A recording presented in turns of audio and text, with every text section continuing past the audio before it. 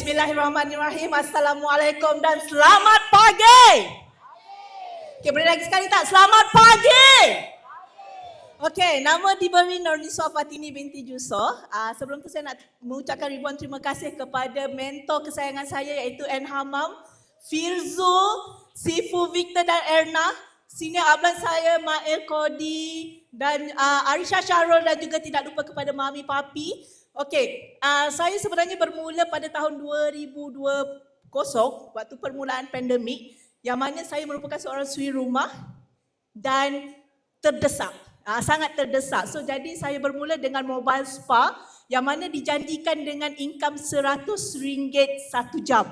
Tapi alhamdulillah terima kasih mentor sebab tak pernah bagi tahu ini adalah multi level marketing.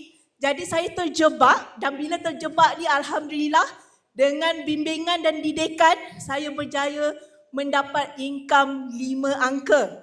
So terima kasih kepada Elken juga sebab dah banyak membantu saya. So jadi dekat sini saya punya kata-kata motivasi saya adalah redah tempuh, buat je, pasti berjaya. Okey, sekian, terima kasih.